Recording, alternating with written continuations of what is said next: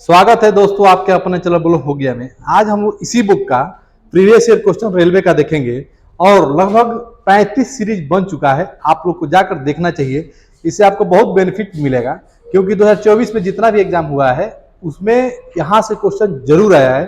और previous year का question पढ़ने से क्या होता है दोस्तों, आपको पता चलता है कि पढ़ना क्या है। ठीक है, आइए देखते हैं पहला क्वेश्चन क्या है। पहला क्वेश्चन है, यदि समीकरण 4x² माइनस mx प्लस 25 बराबर 0 का एक मूल 5/2 है तो यम का मान क्या होगा, कितना होगा। आप वीडियो को रोकिए, लगाइए, टाइम देखिए कितना लग रहा है, उसके बाद से स्पीड भी बढ़ेगा, एक टेस्ट भी दे सकते हैं आप, उसके बाद से आप देखिए क्या होता है। ठीक है, देखिए सबसे पहले कैलकुलेट करेंगे तो क्या होगा, ध्यान देंगे। तो यदि 4x² माइनस mx प्लस 25 बराबर 0 है, ठीक है, का एक मूल 5/2 है तो यम का मान कितना होगा।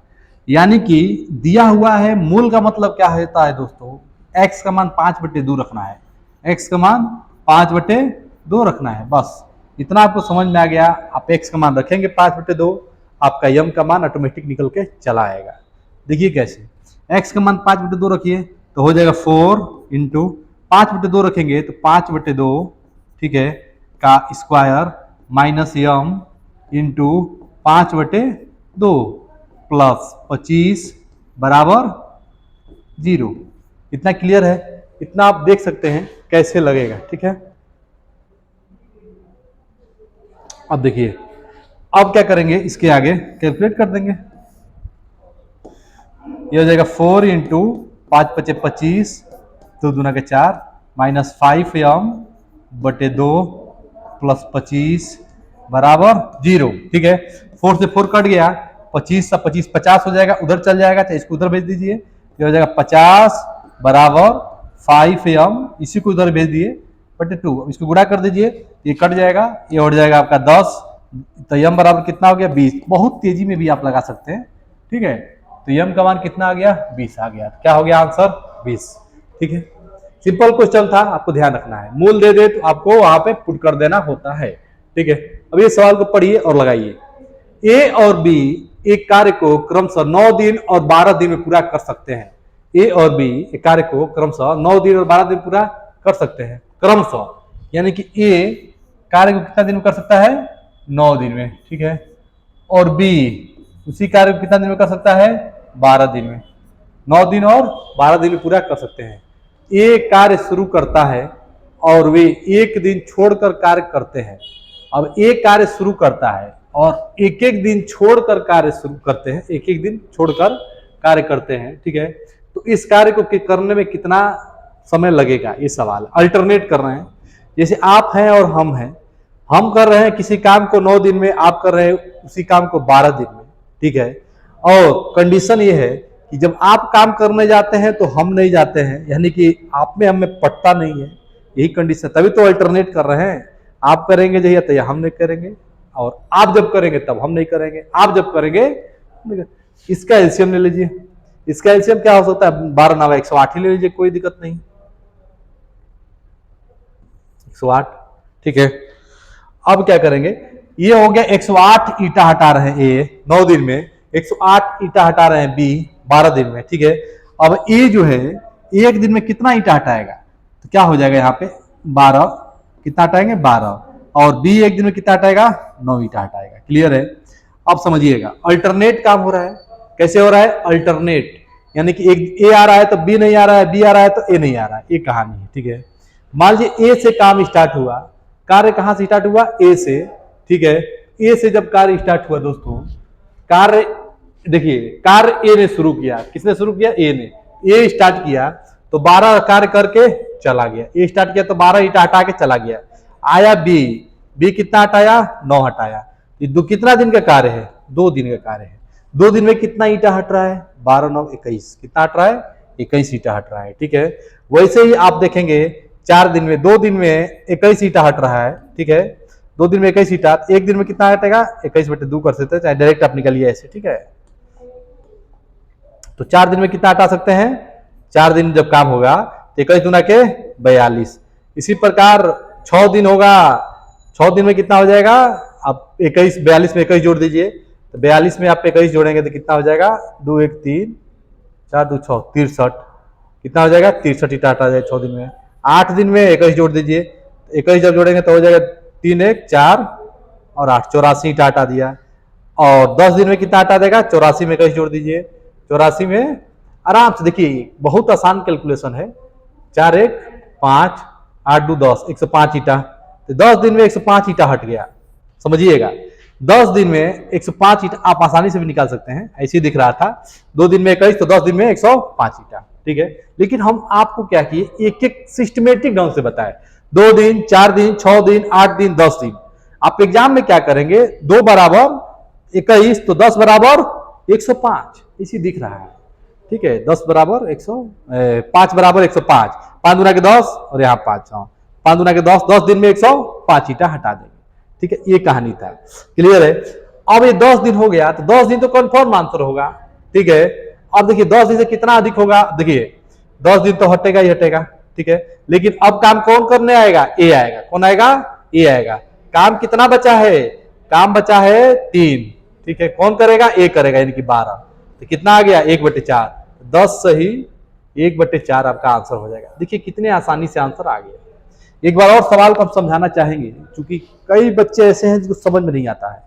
समझिएगा यहां से, यहां समझिएगा डायरेक्ट। ए में हटाया 108 ईटा कितना दिन में? 9 दिन में। क्वेश्चन में दिया हुआ है।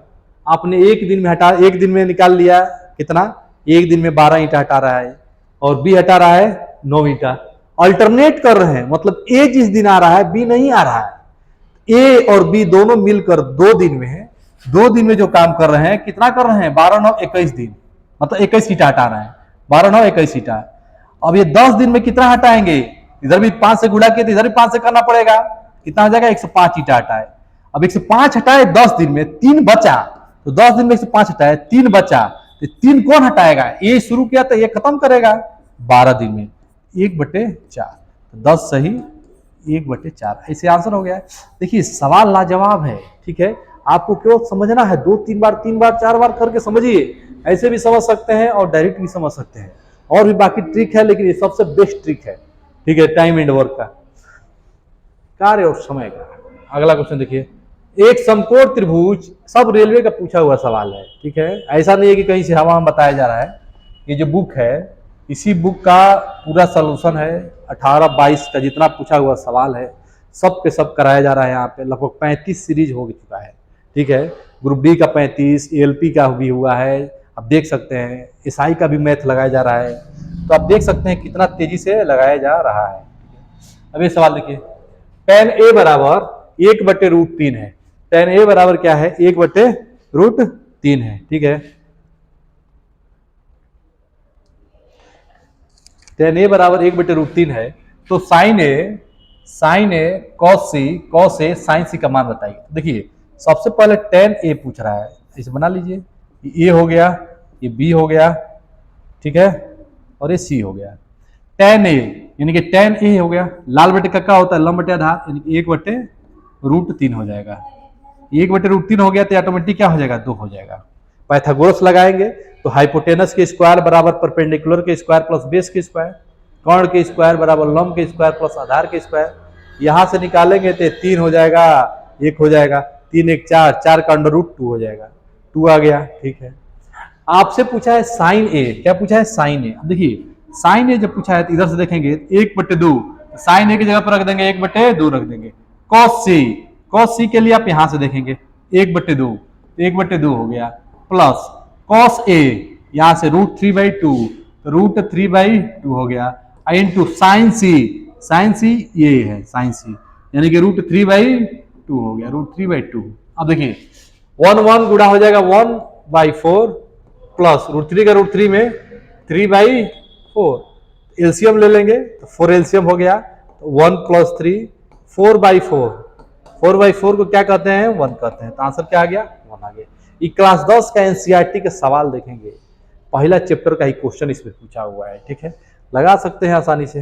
जब भी एंगल लेते हैं तो बेस बदल जाता है, आपको ध्यान देना। सी के लिए बेस ये हो जाएगा, आधार हो जाएगा ये, सी के लिए आधार क्या हो जाएगा, 1 हो जाएगा, ए के लिए आधार क्या हो जाएगा, √2 हो जाएगा।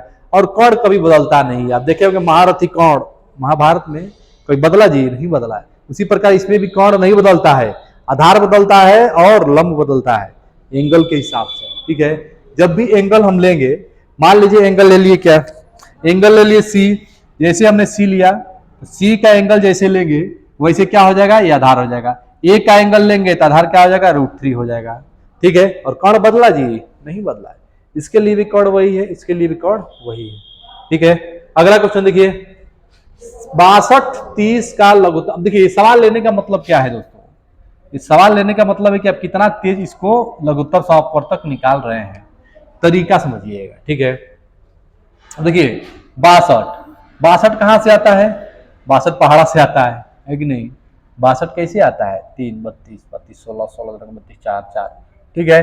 तब समझिए 4 का मल्टीपल, बाकी ये है 6 5 30, यानी 3 का मल्टीपल। 3 का मल्टीपल पहले देख लीजिए कौन कौन है। तो 6 8 6 14 14 1 15, ये 3 का मल्टीपल है। 3 1 4, ये 3 का मल्टीपल नहीं है। 9 3 12, 3 का मल्टीपल है। 9 3 11, 3 का मल्टीपल नहीं है, ठीक है। अब देखिए ये 3 का मल्टीपल, 3 का मल्टीपल है। अब देखिए अब आपको चेक करना होगा, क्या आप चेक कर लीजिए आराम से। 5 का मल्टीपल तो सब है, ठीक है। अब ये क्या है, ये 31 न है, 31 गुणे 2 है, तभी तो 62 होगा। 31 का मल्टीपल चेक कर लीजिए। 31 का मल्टीपल चेक कहां से कर लेंगे, अगर 31 यहां देखेंगे 31 तो 3 है, 3 3 9, 31 का मल्टीपल है ये। यहां अगर देखते हैं 31 का मल्टीपल, तो 186 को अगर 31 से भाग देंगे तो कितना आएगा बताइए। 186 को 31 से भाग देंगे तो जाएगा, चेक कर लीजिए 6 बार में, 6 6 36 18, ये भी जा रहा है, यानी कि दोनों भी टक्कर में है, दोनों भी टक्कर में है, ठीक है। तो आप क्या कर सकते हैं, 4 का चेक करेंगे तो 4 से जाएगा, ये भी जाएगा, ठीक है। 4 से चेक कर लीजिए, तो 4 से चेक करेंगे तो ये क्या होगा, 3 से चेक कर लिए, निकाल ही लीजिए, है कि नहीं। बहुत सारे तरीके हैं, निकाल भी सकते हैं, ठीक है। तो 62 और इसको निकालेंगे तो ज्यादा समय लगेगा, ठीक है। आप यही चेक कर सकते हैं ऐसे, ठीक है। तो आपका 1860 के लगभग आना चाहिए, है कि नहीं। एलसीएम देखिए निकालने का तरीका है बहुत सारे, लेकिन आपको कैसे निकालना है इस पे ध्यान देना पड़ेगा, ठीक है दोस्तों। तो पानी पी लेते हैं, उसके बाद बता रहे हैं।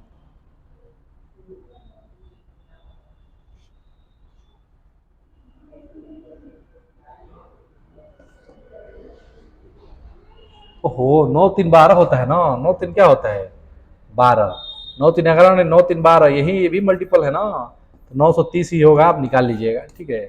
930 ही होगा, 3 का मल्टीपल 3 गो है, गजब का सवाल है, निकालना ही पड़ेगा, ठीक है। कमल विष्णु का पिता है, कमल विष्णु का पिता है, उनकी वर्तमान आयु का योग कितना है, 60 वर्ष। वर्तमान आयु का योग वर्तमान है, ठीक है, ये क्या है वर्तमान है, वर्तमान योग कितना है 60 वर्ष है, कितना है 60 वर्ष है, क्लियर। यदि 6 वर्ष पूर्व कमल की आयु विष्णु की तत्कालीन आयु का 5 गुना है, 6 वर्ष पूर्व, 5 गुना का मतलब क्या हो गया, 5:1 है।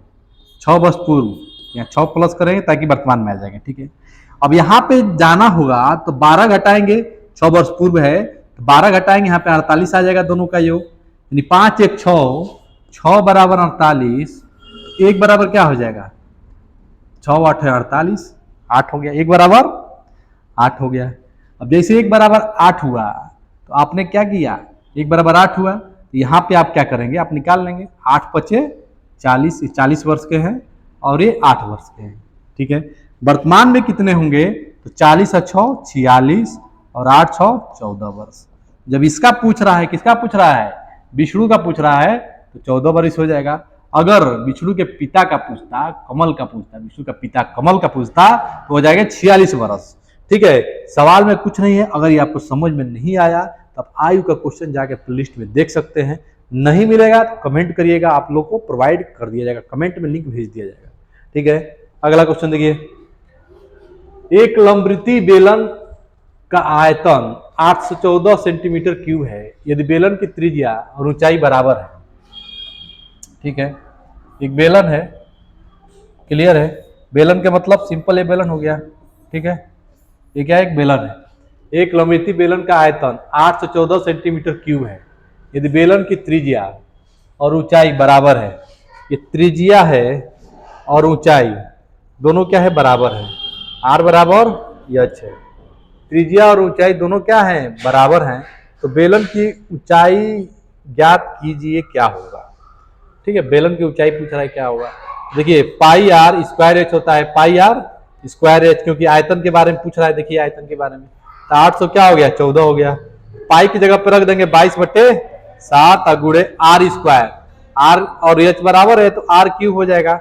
आर एच बराबर है तो आर बराबर एच कर दीजिए, आर क्यूब हो गया 814। ठीक है, अब आप यहां से कैलकुलेट कर देंगे तो क्या हो जाएगा आपका, आर क्यूब बराबर हो जाएगा 814 गुणे 7/22।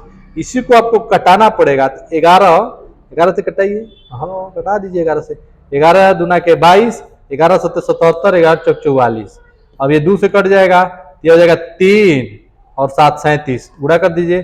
7 चौक 28, 7 चौक, अरे 7 7 49 ना, 7 7 49, 7 3 21, 22 23 24 25, 259 अंडर रूट लगा दीजिए और क्यूब रूट लगा दीजिए, तो 259 क्यूब रूट, ये आंसर हो जाएगा। ठीक है, गजब का सवाल, बढ़िया सवाल है। ठीक है, बढ़िया सवाल कहेंगे इसको। ठीक है, इसमें कुछ नहीं किया गया है। देखिए दोस्तों कैसे लगाया गया है इसको। जैसे बेलन का आयतन होता है पाई आर स्क्वायर एच। अब कहा है आर बराबर क्या है, एच है। आर बराबर क्या है, एच है। आर बराबर एच है तो यहाँ पे हो जाएगा पाई आर क्यूब हो जाएगा। इसी का मान दिया है आपके पास, कितना दिया है, 814 दिया है। ठीक है, अब पाई का मान 22/7 रखेंगे और यहां से आप क्या करेंगे, निकाल लेंगे, आपका आंसर आ जाएगा। ठीक है, अब आगे देखिए नेक्स्ट क्या है, 2 के पावर -7, 2 के पावर -7 है। अब देखिए 2 के पावर -7 है, अब मल्टीप्लाई 2 के पावर 3n + 4 है, बराबर 2 के पावर 11 है। अब यहाँ पे डिवाइड है, यहाँ माइनस कर सकते हैं, सिंपल माइनस कर सकते हैं। ठीक है, अब इसको देखिए मल्टीप्लाई है तो इसको जोड़ सकते हैं, तो 2 के पावर -7 और +3n + 4 बराबर 2 के पावर 11 में से 5 गया 6, 2 2 क्या होगा, कैंसिल आउट हो जाएगा। 7 में से घटेगा तो -3 + 3n बराबर 6, तो 3n बराबर 6 3 9, 6 3 9, तो n बराबर क्या हो गया, 9/3 बराबर 3, तो n बराबर क्या हो जाएगा, 3 हो जाएगा। देखिए ये घातांक का सिस्टम है, आपको पता होना चाहिए। जब डिवाइड में रहता है तो माइनस हो जाता है, जब मल्टीप्लाई में रहता है तो जुड़ जाता है। दोनों कंपेरिजन करेंगे तो हट जाएगा 2 2। ठीक है, काट दिए, कोई दिक्कत नहीं है। अगला क्वेश्चन देखिए, एक संख्या और इसके व्युत्क्रम, एक संख्या है, ठीक है, एक संख्या है और उसके व्युत्क्रम, मान लीजिए एक संख्या है और उसी संख्या का व्युत्क्रम है। ठीक है, दोनों का योग कितना है, -2 है। तो इस परिस्थिति से संबंधित द्विघात समीकरण और संख्या बताइए। तो देखिए अब चुपचाप आपको गुणा कर देना है, x² + 1/x बराबर -2, गुणा कर दो, x² + 1 बराबर -2x।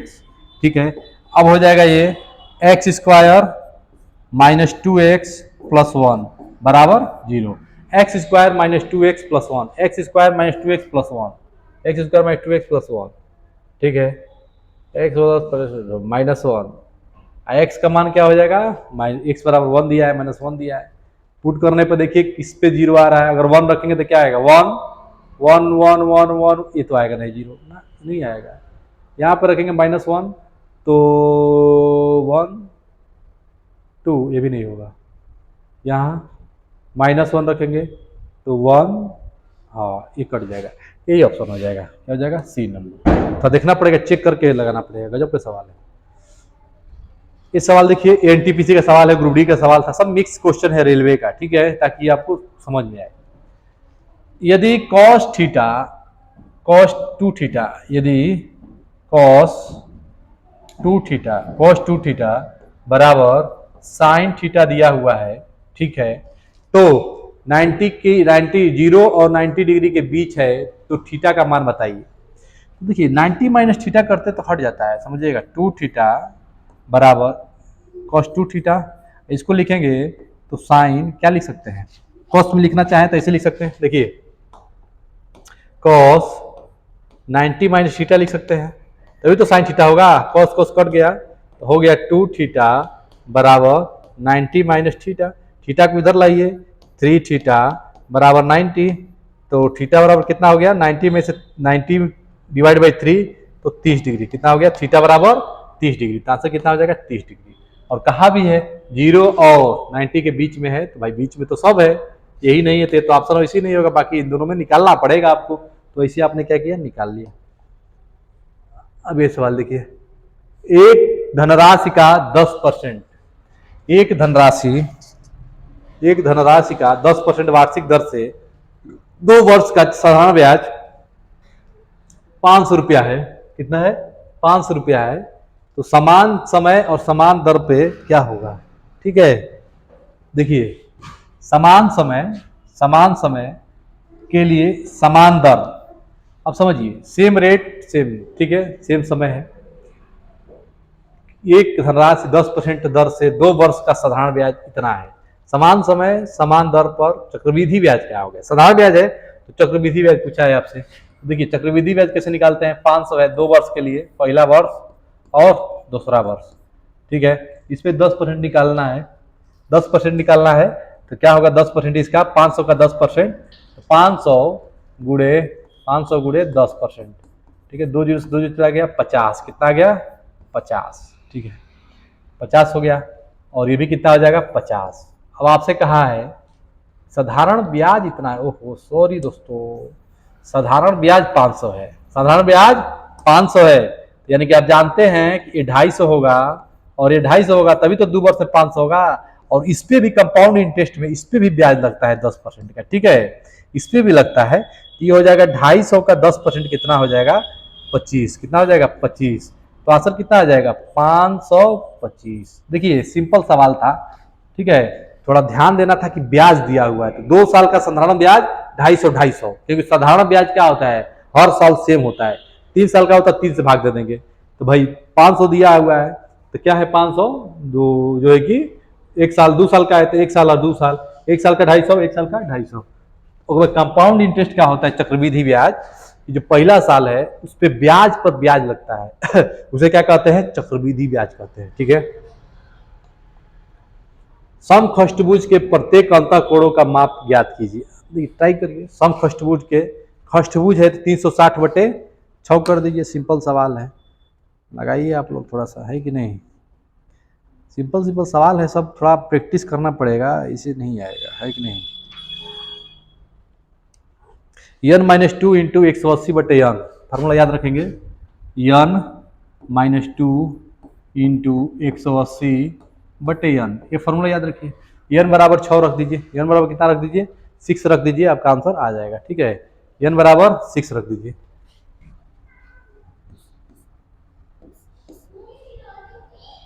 देखिए 6 रख दो, 6 - 2 मल्टीप्लाई 180/6, 6 में से 2 गया 4 × 180/6, 6 × 18 30, 4 × 12, 120 डिग्री। तो आंसर कितना हो जाएगा 120 डिग्री हो जाएगा, ठीक है।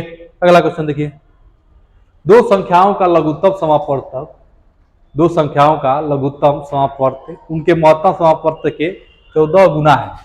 दो संख्याओं का लघुत्तम समापवर्तक यानी लघुत्तम एलसीएम कितना है, अगर देखें तो एलसीएम आपको दिया है x, एचसीएफ हो जाएगा कितना 14x, कितना हो जाएगा 14x के बराबर है। यदि एक संख्या 36 है तो उनका लघुत्तम समापवर्तक महत्तम समापवर्तक का योग यानी कि x + 14x बराबर कितना है 270 है।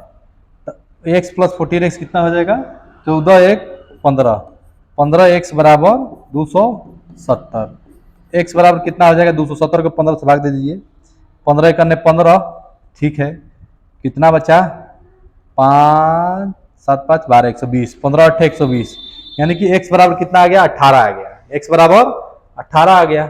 तो देखिए x बराबर 18 आ गया तो एलसीएम 18 हो जाएगा, एलसीएम कितना हो जाएगा 18, तो लिखेंगे एलसीएम बराबर 18 और एचसीएफ बराबर कितना हो जाएगा 18 गुणे, ये गड़बड़ लग रहा है, कोई महत्तम समापवर्तक के 14 गुणे।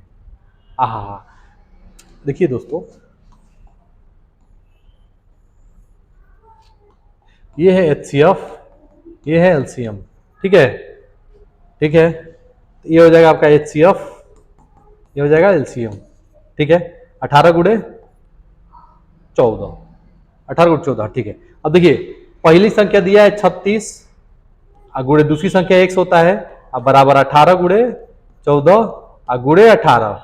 अब पहली संख्या गुणे दूसरी संख्या गुणे एलसीएम गुणे एचसीएफ, 18 गुणे 14 गुणे 18 अब बट्टे 36, 18 दूना के 36 और 7, 18 में 7 से क्या करेंगे, गुणा कर देंगे आपका 8 सत्ते 56, 6 वाला क्या हो जाएगा आंसर, यानी 126 क्या हो जाएगा आंसर हो जाएगा। ठीक है दोस्तों, इसमें क्या किया गया था समझिएगा, एलसीएम क्या है, महत्तम समापवर्तक के 14 गुना है। एलसीएम यानी कि एचसीएफ जो माना जाएगा वो एक्स माना जाएगा, क्या माना जाएगा एक्स, ठीक है, एक्स माना गया, तो एलसीएम क्या हो जाएगा 14x हो जाएगा, कितना हो जाएगा 14x, ठीक है। अब इसका जो है योग दिया हुआ है 270, उसके बाद से x निकालेंगे, x का मान रखेंगे तो एलसीएम और एचसीएफ आ जाएगा। ठीक है दोस्तों, कैसा लगा वीडियो जरूर बताइएगा, धन्यवाद।